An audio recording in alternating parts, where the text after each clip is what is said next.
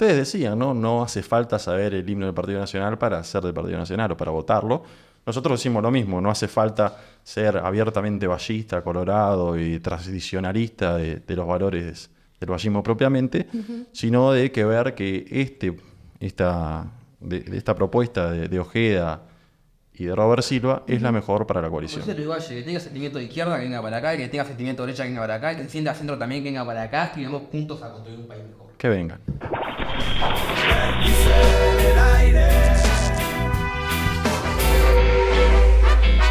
Buenos días, buenas tardes, buenas noches. Bienvenidos a otro programa de Vértice de debates. No tan debates, porque tenemos invitados a todos integrantes del Partido Colorado. Pero antes, darte la palabra, Enzo. ¿Qué tal hoy? Muy bien, vale. Ahora me cambiaste de lugar, ya me tiraste para este lado. Ya estás teniendo un perfil polémico, entonces sí, bueno. Ese es tu lugar. Veremos el futuro. Bueno, presentamos aquí. Por un lado tenemos a Genaro Stack, 21 años, estudiante de Derecho, coordinador de la Juventud del Partido Colorado, concejal vecinal por el municipio de y oriundo de Paysandú. ¿Qué tal estás? ¿Qué tal? Bueno, primero que nada, muchas gracias por la invitación. Me encuentro muy agradecido y espero estar a la altura. Por otro lado tenemos a Elian Barbosa, 17 años, está cursando sexto de liceo. Es el miembro más joven de la Coordinadora Nacional de la Juventud del Partido Colorado y reconocido en el IABA por su oposición al gremio. Es oriundo de Rocha también. ¿Qué tal? Es así, vale, muchas gracias por la invitación. Es un placer para mí estar acá y bueno, espero estar a la altura también de las circunstancias. Sí, excelente, Enzo. ¿Algo para agregar? No, bueno, un gusto conocerlos. También sé que pertenece al mismo sector del Partido Colorado y bueno, espero tener un lindo intercambio el día de hoy. ¿Qué tal la experiencia en la campaña? Bueno, ha sido una experiencia para nosotros que somos jóvenes, como tú decías, 21 años, 17 años, muy prometedora, que creo que nos sumó y nos dio y nos interiorizó en términos generales de lo que es una campaña, a pesar de que sí es cierto de que uno, bueno, en mi caso particular, ya tuve alguna que otra participación en la campaña anterior, esta particularmente se vio un poco más apagada de lo que uno esperaría de hacer una campaña electoral en términos nacionales, por cuestiones creo que lógicas de la actualidad del país, ¿no? Creo que la actualidad del presente no es lo mismo que lo que fue en el año 2019 y por ende la ciudadanía no vio en ese caso una realidad social tan necesaria de un cambio político. Esta fue mi primera campaña, como decía Genaro, fue una campaña bastante fría, con muy baja participación, 35%, la más baja de la historia de las internas. Yo creo que se debe también un poco a la falta de descreimiento que hay en los partidos políticos, ¿no? Ya la gente se siente bastante alejada de lo que es la participación política, de los políticos, de los partidos. Ya no existe tanto la referencia en territorio como son los clubes zonales como existían antes. Ya los políticos no se manejan en territorio, se manejan por redes, se manejan por los medios de comunicación. Y eso también aleja un poco a la ciudadanía de lo que es la participación política. ¿Y por qué el Partido Colorado? Siempre lo digo, soy colorado por tradición y por convicción. Colorado porque mi familia son colorado, pero también por convicción, ¿no? Colorado todo lo bueno que se ve. ¿Estamos de acuerdo en eso? Eso, tal cual. Colorado, todo. El país es colorado, el padre y la patria es colorado, todo lo bueno es colorado, las leyes. Es una frase de cierre de campaña hace unos años. ¿No? Sí. Colorado todo lo bueno que se ve. Pero realmente es un lugar en la historia para darse cuenta que es Colorado todo lo bueno que ha sembrado y que ha cosechado en este país. Si uno se empieza a interiorizar en las cuestiones tanto de política, de geografía y demás, se da cuenta de que el Partido Colorado y el vallismo en particular ha sido el eje fundamental de todo avance tanto social, económico, político del siglo XX en particular, pero de la historia misma del Uruguay. Por eso muchas veces uno cuando escucha que el vallismo es el ADN del uruguayo, es una cuestión que ya creo en siglo XXI es innegable. Es decir, nuestro partido que gobernó 90 años consecutivos logró, mediante ese periodo de tiempo, consolidar las ideas principales de un Uruguay republicano, reformista y con una visión a futuro que creo que a los jóvenes les debe caracterizar y nos debe infundir esa pasión de ser colorados y estar orgullosos de ello. Enzo. Bueno, en lo particular capaz tengo otra visión así mismo del Partido Colorado y del vallismo en sí. O sea, creo que se omite a veces decir las caras que tuvo mismo todos los sectores del vallismo en la historia. A veces cuando hablamos de Valle de Ordóñez, a las reformas en general, se omite decir que Valle de Ordóñez agarró un país con menos 0,5% de inflación y lo llevó a 6%, donde creció la pobreza, donde después se vieron repercutidos muchos desgastes sociales que hubieron, sobre todo económicos, con Valle de Ordóñez. Después, con Valle Berre, vemos la crisis del modelo ISIS. Digo, entiendo obviamente el sector de cada uno. Creo también que hay que hablar de un manejo completo de las políticas, y así como se toman en cuenta las cuestiones que fueron beneficiosas para el país, hay también acordarnos de otra cara que países o mismo el Uruguay mismo sufrió con políticas similares, ¿no? Sobre todo económicas. Chicos. Bueno, al respecto creo que es muy particular cuando uno habla de Valle de Ordóñez, de sus 2 periodos de gobierno no consecutivos, porque uno puede hablar de las cuestiones de reformas sumamente importantes que tuvo el Uruguay en esos años, pero no hay que olvidar que el Uruguay en ese momento, con Valle de Ordóñez casi que recién asumido, sufrió una revolución por parte de Aparicio Saravia y sus soldados, que fue realmente vergonzoso para el Uruguay. Entonces, en ese contexto, cuando uno tiene un gobierno y sufre una revolución armada, es muy difícil luego encontrar un eje. Por suerte, el Uruguay, a partir de 1904 y de la derrota de Aparicio Saravia en ese momento, entendió que la democracia estaba por encima de todo. Entonces, lo principal del vallismo en ese momento fue priorizar el Uruguay. Primero está su gente. Por supuesto, fue muy complicado, porque era un cambio de paradigma absoluto de lo que era el Uruguay por entonces. Plantearse cuestiones tan importantes para ese momento como una oposición a lo que era la relación Estado e Iglesia, Iglesia-Estado, era una cuestión sumamente polémica. Plantear los derechos a la mujer que fueron planteados por Valle de Ordóñez era sumamente complicado. Y otra serie de reformas que, por supuesto, pueden haber tenido una influencia negativa en algunos temas puntuales económicos y demás, pero que eran necesarios para llevar al Uruguay, que era un Uruguay muy precario, a un Uruguay con vistas hacia adelante. Sí, capaz no me corresponde a mí tampoco ni defender ni a Aparicio Saravia, ni el Partido Nacional, ni cualquier otro sector de política uruguaya, pero sí es verdad que hoy en día, si se multiplica por 12, como pasó con Valle de Ordóñez, la inflación, condenamos a muchos países, como pasó con Venezuela, que se multiplicó en su momento de 69% de la inflación a 800, y ahí estábamos condenando a un presidente que lo culpábamos de dictador y demás, que yo comparto igual, pero en su momento, cuando hablábamos de Valle de Ordóñez, que multiplicó por 12 la inflación, ahí nos olvidamos de eso y solamente destacamos, bueno, cuando se nacionaliza empresas o cuando se crean empresas nuevas que también cargan después al Estado, ¿no? Que después lo ha condenado en su futuro. En general, o quizás también en economía, ya aterrizamos en ese ámbito. Si querés hablar de la economía. Piedra, papel o tijera. No, lo que sucede es que es difícil justo en estos momentos donde se está debatiendo qué va y qué no va, ¿no es cierto? Pero sí, a ver, en materia de economía yo creo que el plan es un plan continuista, con quizás matices en términos sociales y seguir avanzando en algunas cuestiones. No sé si tú los tienes claros puntualmente cuáles son algunas de las propuestas. Antes de venir estamos estudiando un poquito lo que era las propuestas de Andrés Ojeda, y van mucho en consonancia con las propuestas de Robert Silva, ¿no? Posicionarse a nivel global, suscribir al acuerdo de economía digital, ¿verdad? Que estamos hablando, bajar en las aranceles a la tarjeta de crédito para que los pequeños comerciantes puedan incorporar esos métodos de pago digitales. ¿Algo más que estoy olvidando ahora? Yo no lo recuerdo de memoria realmente. Sí, a ver, y en economía, ¿cuál es la filosofía que siguen ustedes? ¿Nosotros Sí. o que sigue el partido? No, Bueno, el partido, entiendo que es la pero misma, ¿no? ustedes, claro, son representantes del partido. No, bueno, yo tengo una posición bastante liberal en cuanto a la economía, siempre poniendo, por supuesto, como principal eje el término, la cuestión social. Es decir, que no un liberalismo a ultranza, sino un liberalismo que cree en la libertad, pero que también cree en la igualdad de Y oportunidades. aterrizado, bueno, al ámbito práctico, ¿qué sería esa diferencia? Bueno, justamente si uno lo compara con las medidas de los últimos años, por ejemplo, el gobierno de Jorge Valle, en términos económicos, yo creo que significó un cambio en lo que ha sido paulatinamente los últimos sectores de derecha en el Uruguay, es decir, ha sido un eje en cuanto a medidas económicas, de lo que fue la salida de la crisis y demás, y eso es mi posición particular en cuanto a la economía. Si bien no es mi formación y no es algo que yo tenga no esté demasiado instruido, sí es una posición que yo he decidido tomar.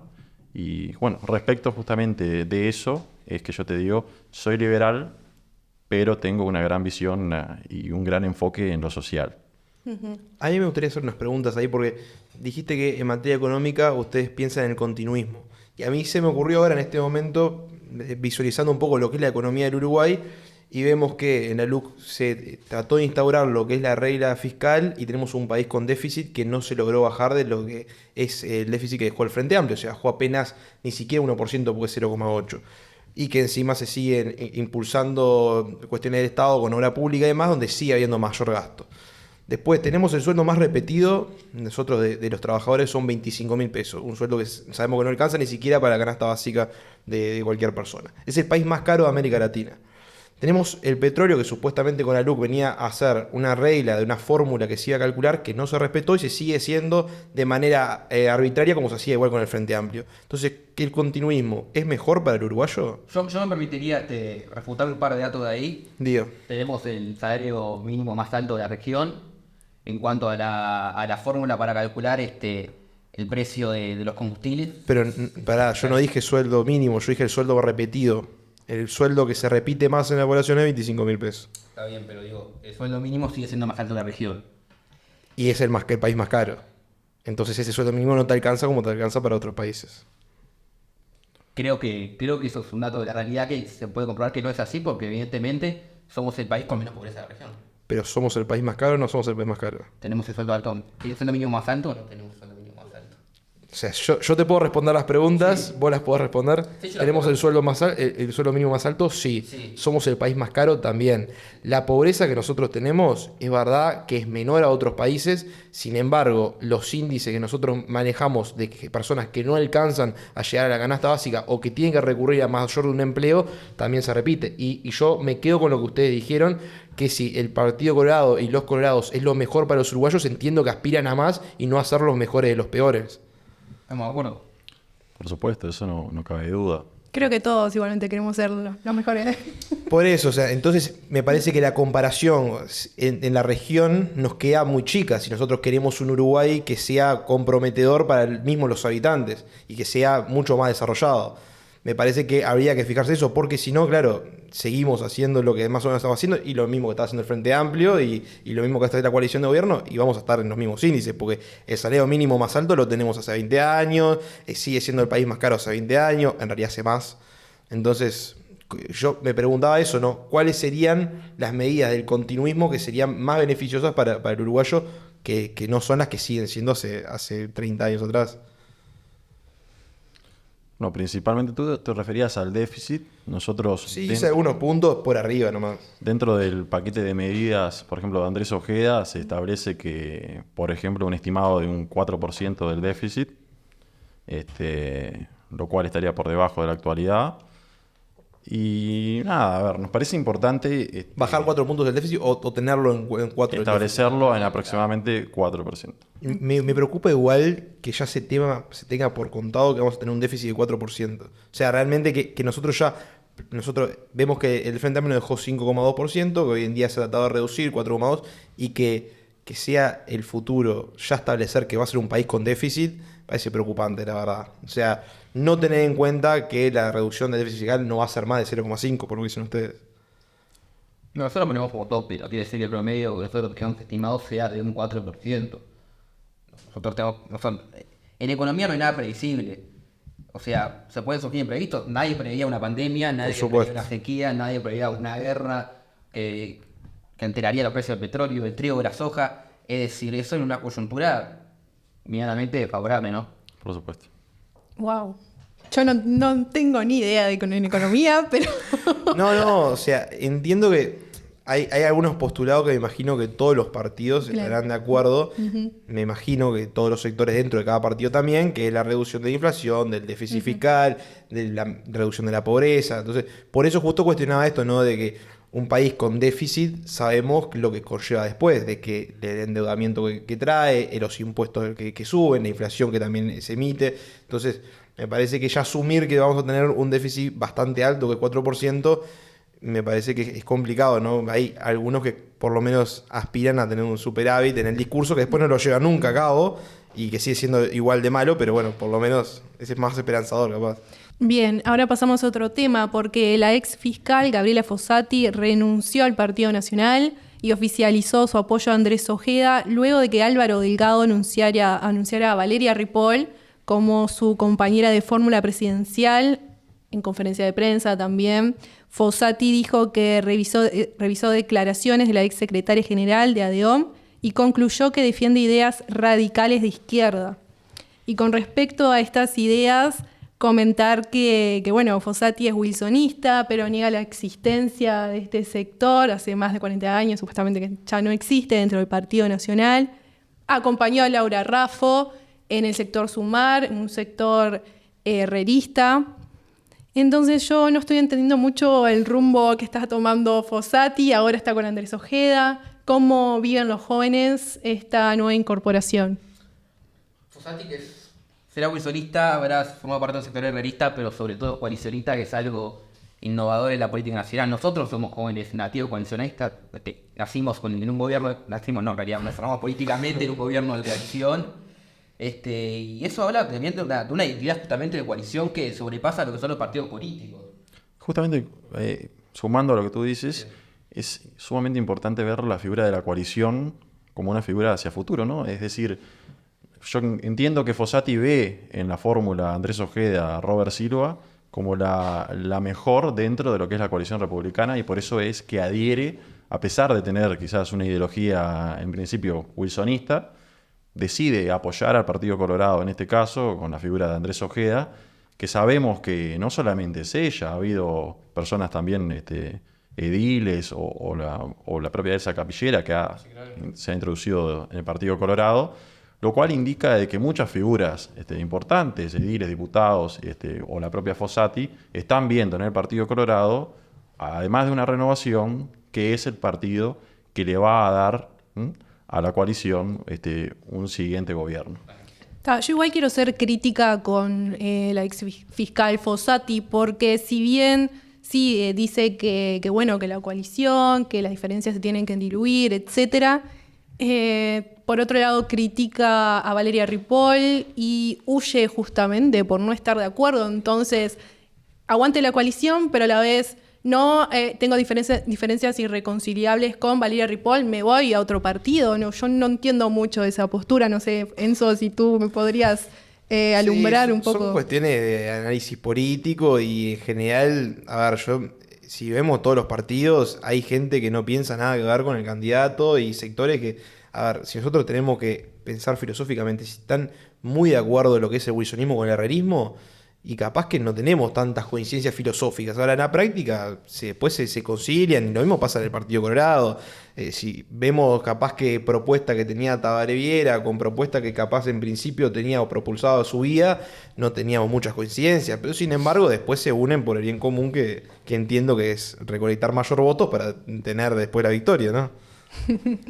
¿Comentarios? Bueno, al respecto, obviamente que la figura de Fossati ha trascendido en los medios y demás. Es una persona que, por supuesto, es polémica en sus declaraciones y en sus posturas.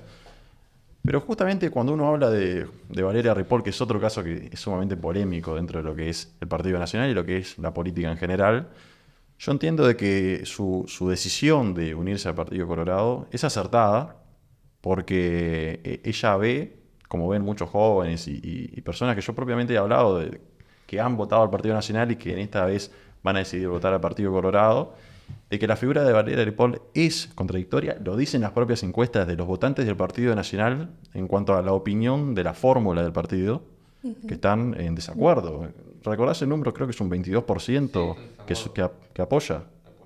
22% que apoya lo que es la fórmula Delgado-Ripoll. Bueno, sí, Fossati también comentó que está muy a favor con las ideas de Ojeda, principalmente en materia de seguridad y del sistema de justicia.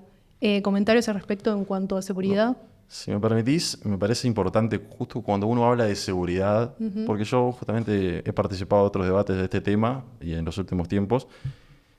Creo que para entender la seguridad actual y cuál es la realidad, primero hay que entender de dónde venimos, para entender dónde estamos Y una vez entendemos dónde estamos, vamos a poder ver hacia el futuro. Es decir, durante 15 años de gobierno del Frente Amplio, el deterioro de la seguridad fue brutal. Fue, en cuanto a datos, la peor gestión de la historia en términos de seguridad. Los últimos 5 sobre todo, ¿no? Los últimos 5 fue el quiebre absoluto de lo que fue la seguridad durante su gestión. Pero ya desde el primer día hubo un cambio de paradigma, ¿sí?, en cuanto a cómo gestionar o cómo tratar la seguridad, ¿sí?, que produjo un cambio en la cultura, en la visión de los uruguayos propiamente de los temas de seguridad. Las personas en los últimos años han visto a la problemática de la seguridad como la causa principal de los problemas cotidianos. Principalmente en el año 2019, cuando se le preguntó a la ciudadanía cuál era el principal problema a tratar en los programas, un 75% de la población dijo que era la seguridad. Hoy por hoy, en una nueva campaña, en un nuevo periodo de gobierno entrante, solamente un 39, 40 y algo considera que la seguridad está en el principal puesto de agenda. Por supuesto, sigue siendo mayoritario. Esto está claro, pero de 75 a aproximadamente 40 es un cambio. Es decir, yo traje algunos datos para mencionar lo que fue la gestión del Frente Amplio, porque muchas veces uno escucha desde un punto de vista de oposición, que creo que al Frente Amplio le queda muy bien ser oposición porque se ve que lo disfruta, porque mienten. La percepción de inseguridad creció un 100% desde el año 2005 hasta el 2018. Los hurtos crecieron un 45% desde 2005 a 2018. Las rapiñas, un 110% de aumento. Homicidios, 93% de aumento. Esa es la realidad que nos dejó el Frente Amplio. Y eso es importante mencionarlo, porque nosotros que estamos a favor de la coalición y demás, tenemos que hacerle frente a las mentiras que muchas veces, mentiras, calumnias y demás, que los propios frentistas nos indican. En algunos aspectos este gobierno ha mejorado, pero claro, es muy difícil que en 4 años, 5 años, se mejore lo que en 15 años se destruyó. Por lo tanto, si bien este gobierno ha mejorado algunos aspectos de estos mencionados, y motivo el cual es que ha bajado la percepción de inseguridad y demás, es importante que se entienda que tenemos que seguir trabajando en propuestas y en medidas de seguridad. Sí, ya hay una precisión, ¿no? Es verdad que en su momento, en 2019, era la mayor preocupación la seguridad y hoy en día no lo es. Hay que estudiar por qué no lo es, porque en realidad subieron otras preocupaciones, por ejemplo, la economía. O sea, no es porque se sienta más segura la gente, sino porque también tiene otras preocupaciones que las pone por arriba. Porque también si nosotros empezamos a abrir el panorama de las encuestas por sectores y por barrios, las preocupaciones son distintas también. Entonces, me parece que, como ustedes dicen, que es verdad que en 4 o 5 años no se puede hacer lo que se deterioró en 15, estoy de acuerdo. Ahora, ¿qué plazo le ponen? O sea, ¿qué medidas son las que se proponen, que cuánto durarían para que se tenga una solución en el país? Porque si seguimos en la misma línea que en 4 o 5 años no se solucionó nada, entiendo que no se puede solucionar todo. Ahora, ¿cuánto plazo hay que esperar? Bueno, referido a las cuestiones técnicas y demás, claro, por supuesto tú decías que en 5 años no se mejoró nada, fue lo que tú dijiste. Sí. Yo creo que sí hay algunos aspectos que se mejoraron, que por supuesto hay que seguir mejorando, y por eso es importante hablar de propuestas. Nosotros desde nuestro sector dentro del Partido Colorado, desde Nuevo Impulso, que somos una agrupación joven e integrada mayoritariamente por jóvenes, tenemos una premisa es que además de militar ideas tenemos que militar propuestas. Entonces, en ese sentido nosotros hemos propuesto darle a la policía un eje principal, es decir, focalizarnos y decirle a la policía: vamos a confiar en ustedes y ustedes son el eje para seguir adelante y seguir mejorando en todas estas cuestiones que lamentablemente nos han azotado en los últimos años. Por ejemplo, un aumento, primero, bachillerato completo para la policía, que es una de las propuestas de Diego Sanjurjo y dentro del programa del doctor Robert Silva. Luego, 200 horas más de capacitación, que eso consideramos importante para profesionalizar al sector policial. Y por otro lado, motivar a que los jóvenes sean policía. Y eso lo vamos a hacer de manera de proponiendo un aumento del 50% del salario real de los policías durante un plazo establecido en el propio programa. Ahí es donde sale el déficit de 4% que no se puede reducir, claramente, ¿no? Ustedes proponen que se cierre el Ministerio de Viviendas.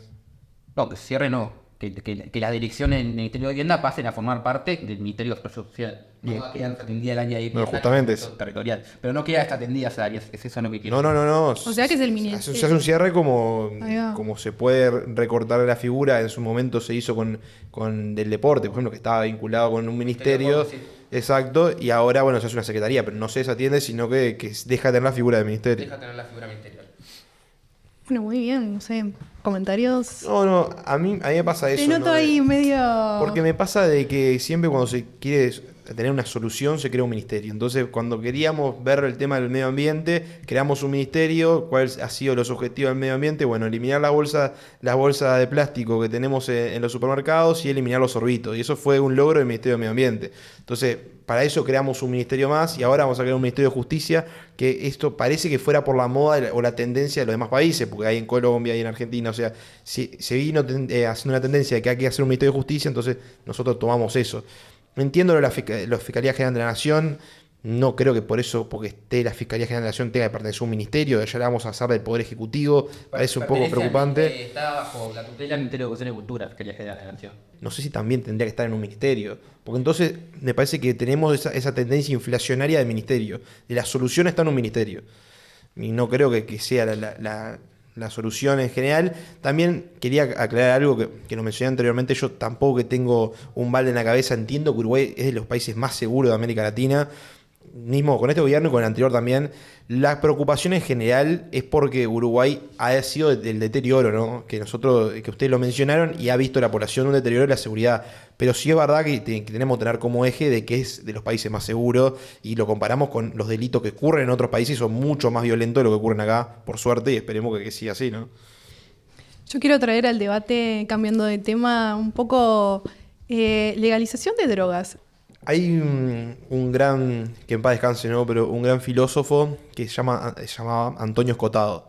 Antonio Escotado hablaba y era defensor de la desregularización de las drogas, no hablaba de la legalización. Okay. ¿Por qué? Porque... Son dos temas distintos, la regularización y la legalización. No, el tema es que cuando vos le das la potestad al Estado de que controle lo que es las drogas, le estás dando el poder de que te legalice o no te legalice una droga.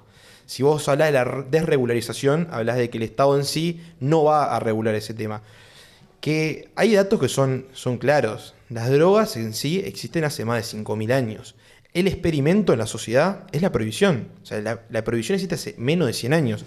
La prohibición, por ejemplo, que arrancó con el alcohol en Estados Unidos, que después se retrotrajo, ¿no? Pero la heroína se prohibió en 1960, o sea, es un experimento toda esta prohibición. ¿Y cómo la hemos llevado en la realidad? Bueno, yo creo que ha sido un fracaso total la prohibición de la droga, donde se ha incrementado, porque el mercado negro incrementó totalmente el consumo de drogas, que no había en su momento, y encima contrajo después todos los delitos que conlleva atrás, lavado de activos, asesinato, sicariato. Entonces, cuando tenemos que culpar a qué se atribuye todos los delitos vinculados con el mundo de las drogas, me parece que es a través de estas políticas que han sido reprimidas, o mejor dicho, para reprimir a aquel que utiliza el mercado de las drogas. Justamente hablábamos antes de comenzar hoy de que legalizar la droga, a mi criterio, significa por parte del Estado asumir la derrota de la lucha ante el consumo y ante la venta de la droga. Hay que pensar si es una lucha justa o no esa que se hizo. O sea, Bueno, porque la lucha en sí fue la que fracasó. En ese respecto, no sé si fracasó o si no se ha intentado con las herramientas correctas. Eso es otro debate que se puede llegar a dar. El país que más destinó financiamiento es Estados Unidos al tema de las drogas, y es un rotundo fracaso. Tenemos que entender de que en cuanto a la defensa no tenemos ni siquiera los instrumentos necesarios para defender nuestro propio territorio. No tenemos hasta hace poco aviones que alcancen, o un radar que alcance todo el territorio nacional. Entonces, primero están las cuestiones preventivas y plantearnos a nosotros y a los ciudadanos si tenemos todas las herramientas o si hemos establecido y puesto a disposición de la defensa ante el narcotráfico todas las cartas sobre la mesa. A mi entender, no lo hemos hecho. A mi entender, hay que seguir trabajando para la lucha contra el narcotráfico. Somos un país pequeño, con unas fronteras que lamentablemente muchas veces, yo que soy de frontera, creo que vos también, sabemos que el acceso es muy libre y está muy poco controlado, y es importante que primero luchemos contra la droga Y quizás en un futuro sí sea cierto que se fracasó, que se intentó por todas las vías y el narcotráfico nos venció. A mí me parece que no es el momento y que tenemos que seguir trabajando preventivamente para que tener un Uruguay más seguro, con las drogas para afuera, y que no seamos ni un país consumidor, ni tampoco un país satélite donde la droga entra y se va para Europa. Sí, igual como un argumento a fortiori, me parece es al revés, ¿no? Si Estados Unidos no pudo, menos vamos a poder nosotros. No me parece que tengamos que compararnos con el mundo. Entonces yo te pregunto a ti, ¿qué países ha legalizado completamente la droga? Entonces Te lo respondo. Todos los países de hace 100 años para atrás, todos, el 100%. Bueno, yo vivo en el año 2024, no vivo hace 100 años atrás. Entonces, si vos me querés comparar... El que no se puede poner... conoce la historia está condenado a repetirla. Claro, el que vive de la historia está condenado a vivir en el pasado. Yo vivo en el presente, donde la sociedad es completamente diferente a lo que era hace 100 años atrás. No, pero Claro, a través de las políticas que vos estás proponiendo, que es el combate. Es el combate y son las políticas que consiguen. Yo te pregunto, actualmente, 2024, Sí. ¿qué países han legalizado? Pero ninguno, porque todos fueron por la misma virtud que tú decís. Ahora, porque ninguno lo está implementando, no significa que es lo que habría que hacer de reconocer la derrota constante que ha tenido desde que el principio de la lucha, porque esto no es 2024, la lucha se venció en 2020, 2000 y 1998 y 1980. Desde que arranca toda la lucha se empieza a perder, porque ¿cuándo nacen los narcotraficantes más grandes? Arranca en los años 80, cuando la lucha recién estaba comenzando, y ahora los narcotraficantes están multiplicados por 100. Bueno, ahora yo te pregunto, ¿qué harías si legalizás la droga con el narcotráfico? Bueno, me parece que no sé si es para resumirlo en 2 minutos y capaz que llega a un programa mucho más largo, porque aparte me parece que hay que tener la delicadeza de hablar de estos temas, porque hay gente que es dependiente de drogas y hay gente que la está pasando muy mal, entonces me parece que hay que tener la delicadeza, pero en mi caso me parece que había que ir por, primero, el alcohol que se consume tiene un índice de cómo se puede vender. O sea, nadie puede vender una etiqueta de, no sé, de whisky y poner alcohol etílico. Bueno, es lo mismo. Las drogas que se venden en el mercado negro usualmente se venden cortadas y con un montón de venenos que después hacen las personas que le hagan mucho más dañinas. Entonces, eso por un lado, entender la pureza que se maneja. Y después también entender esas cuestiones, ¿no? ¿Qué drogas o por qué se dice que drogas se pueden habilitar y que no? O sea, que el alcohol que ha sido la droga que más ha destruido familias dependientes de alcoholismo, mismo la solución que se propone a través de la psiquiatría, a través del alcoholismo, es el delirium tremens, que es la fase más invasiva que tiene la psiquiatría para tratar una adicción como es una de estas que son tan dependientes. Entonces, me parece que ir por ahí es mejor la solución, o nos vamos a entender más cómo se desarrolla el ser humano de hace 5.000 años atrás, que hacer este intento que se quiso hacer hace 100 años, que es un fracaso total. Por ejemplo, un ejemplo de la legalización de la marihuana, el consumo problemático no ha bajado. Por más que el Estado pueda, en este caso, vender la sustancia, el consumo problemático va a seguir existiendo. Justamente, el consumo problemático no termina con la regularización o la legalización de la droga. Bueno, ahí no se desreguló, dices. Pero acá hizo que el Estado se compita con los narcotraficantes. Justamente lo que quiero decir es que con eso no termina el consumo problemático. No, pero me parece que hay dos debates muy diferentes. Por un lado está lo que el compañero decía, de si hace 100 años no estaba regulado, estaba legalizado o no. Lo importante ahora es plantearse el debate actual, con la sociedad como está y con el narcotráfico tan presente en la sociedad actual. Entonces, sí, está muy bien, hace 100 años era legal y no había problemas. Ahora, estamos en la actualidad. Estamos en el año 2024 donde se combatió la droga, puede ser que se fracasó, puede ser que no, pero tenemos un narcotráfico muy fuerte, armado, que tenemos que combatirlo de alguna manera. Que nos cuesta muy caro, esto vinculado con el narcotráfico, le cuesta al Uruguay $1.000 millones al año. Y le va a costar más cuanto más siga la lucha. Eutanasia, ¿sí o no?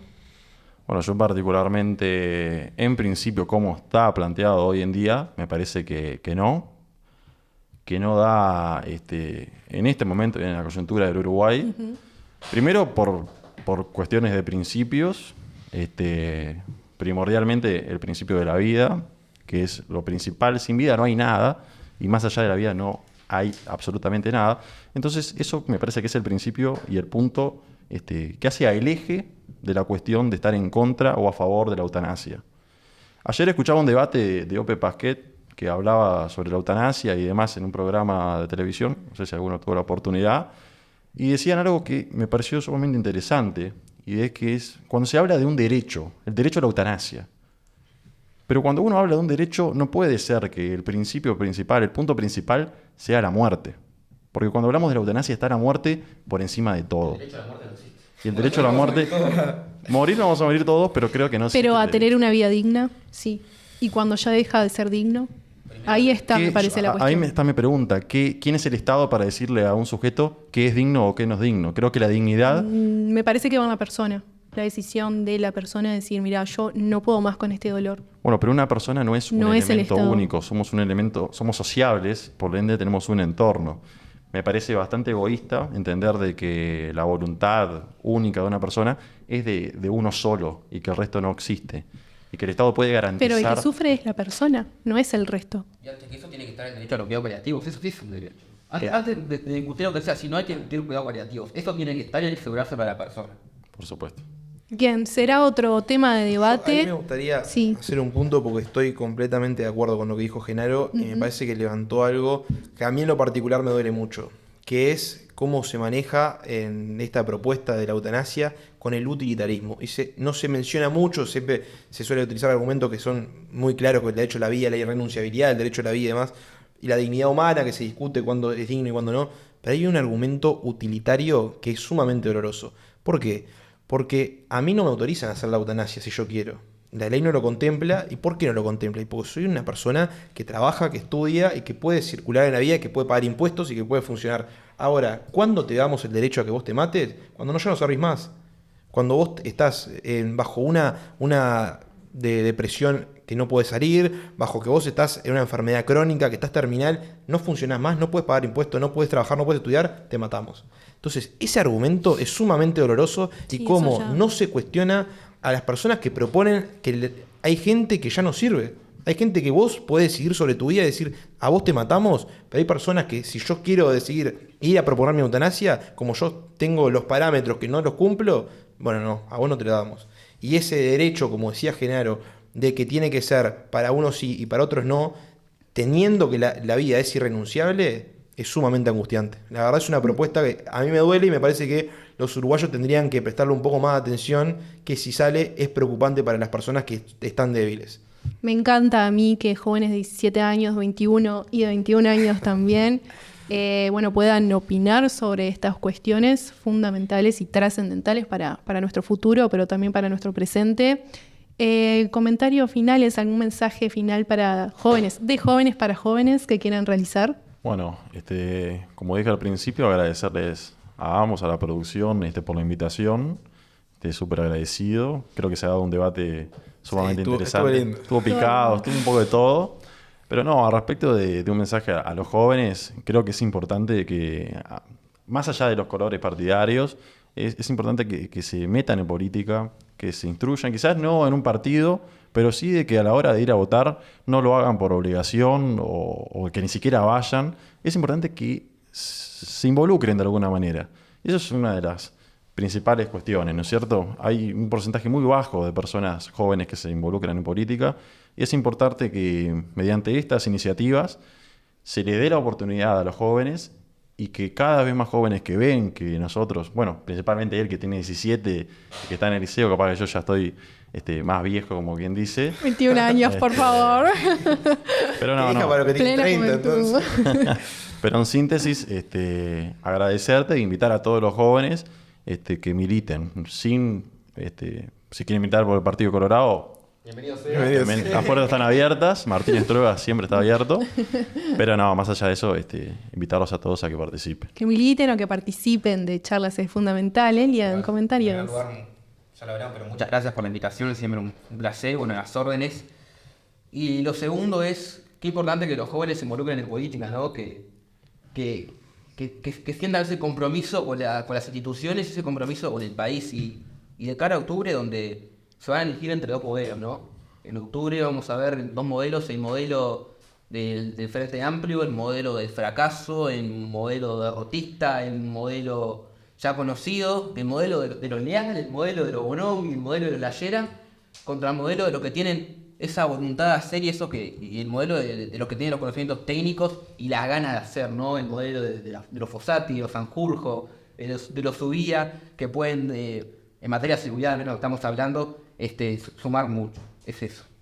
Enzo, ¿comentarios? No, bueno, encantado de haberlos tenido por acá. Siempre es interesante tener a distintos jóvenes de distintos sectores y distintos partidos.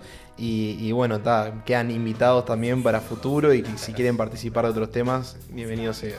Sí, muchas gracias y por favor utilicen esta plataforma para darle voz a sus pensamientos, fundamental. Así que bueno, muchísimas gracias por estar aquí, celebro estas instancias y nos despedimos con la música de Vértice. Hasta pronto.